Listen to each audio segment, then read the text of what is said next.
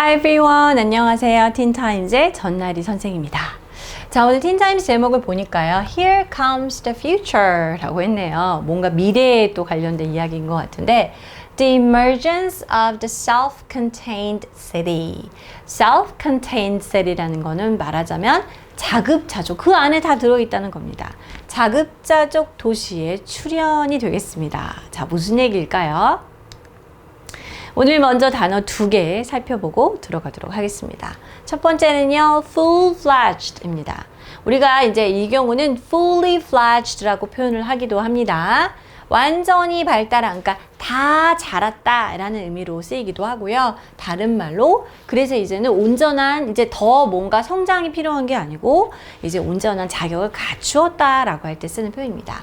So, fully developed. 이렇게 쓸 수 있겠죠? 두 번째 볼까요? 자, relegate to, 이제 보통 to라는 전치사와 함께 쓰이는데요. To put someone or something in a lower or less important position. 자, 누군가 어떤 사람을 혹은 무엇을 보다 좀 낮은 등급에 혹은 덜 중요한 위치로 놓다라는 거예요.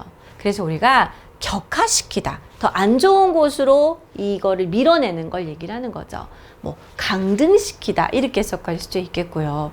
자, 어떤 상황 속에서 이 단어가 나왔을지 한번 확인을 해보도록 하겠습니다.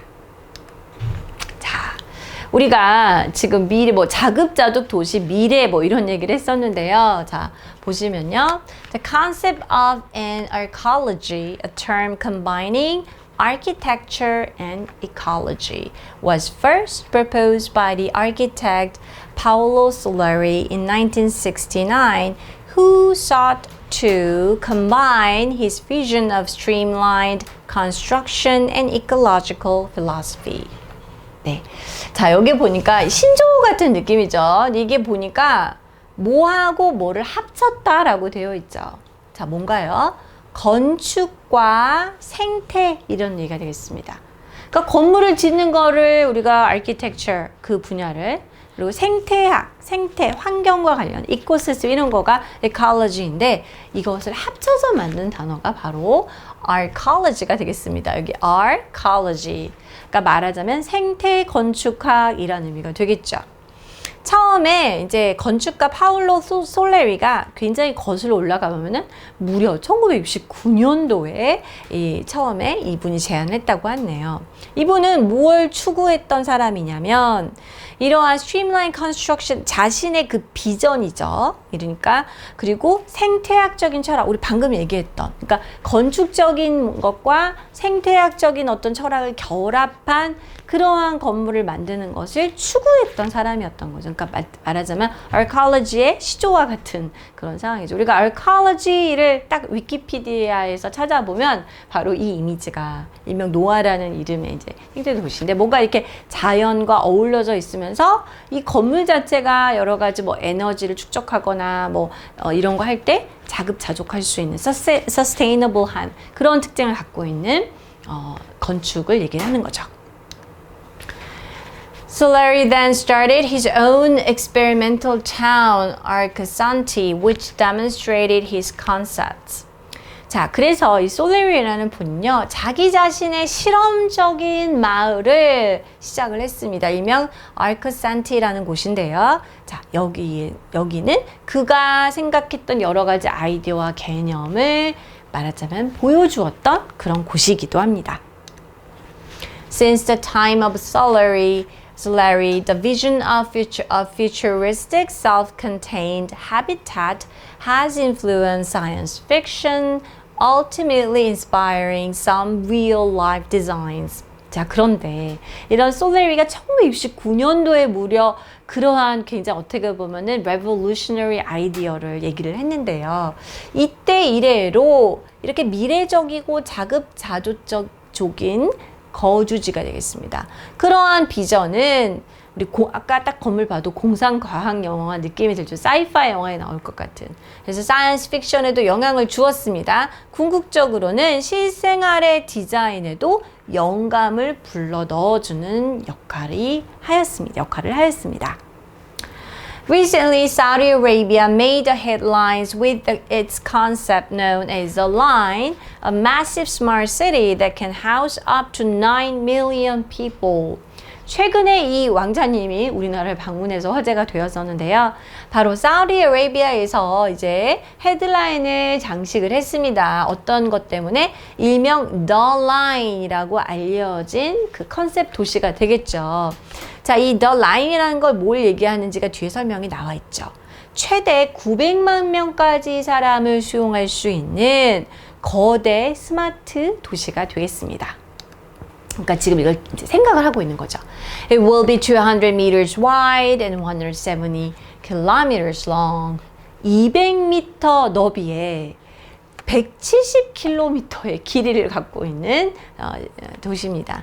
The designers say that the city will be powered by renewable energy. 그리고 이 스마트 시티는 재생에너지로 이제 파워, 전력이 공급될 것이다 라고 그 설계자들이 얘기를 했다고 하네요.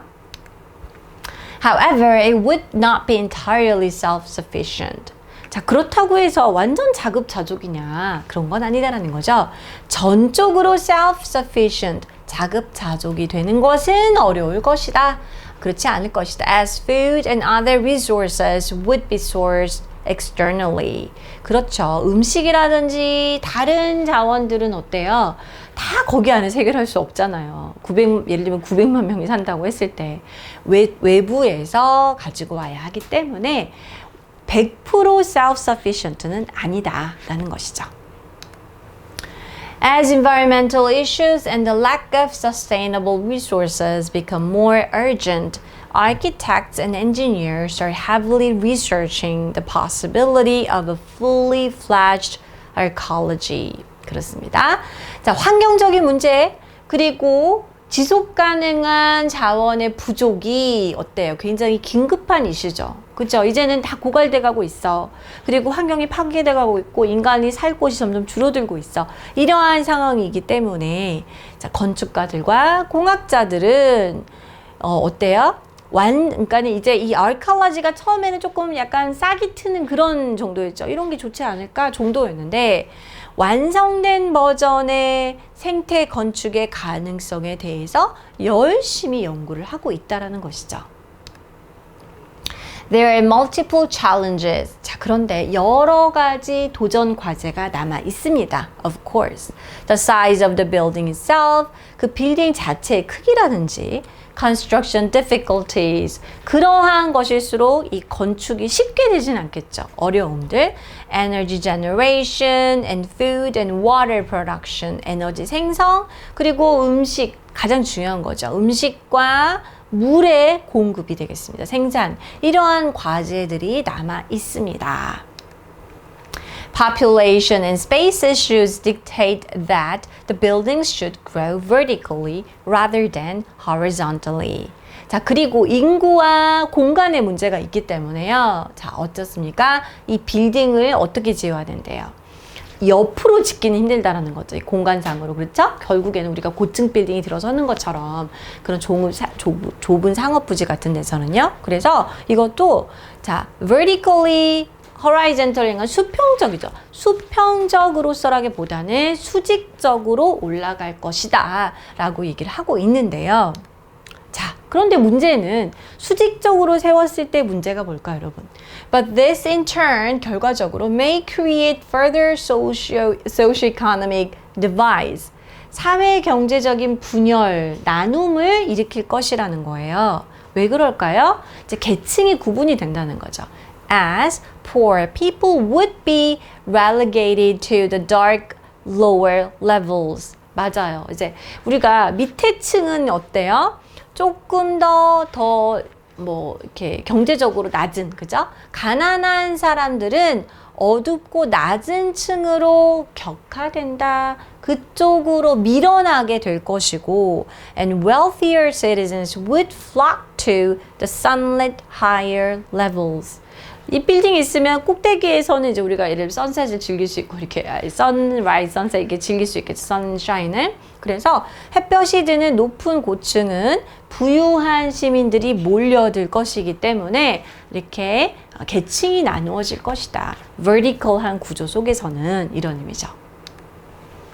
Ultimately, building a true arcology is theoretically doable, but there must be a strong vision that is combined with creative engineering in order to make this futuristic city an actual reality.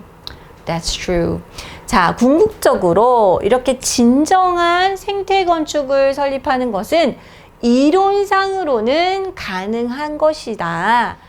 But 그렇지만 반드시 어때요? 강한 비전이 있어야 할 것이다 라는 것이죠.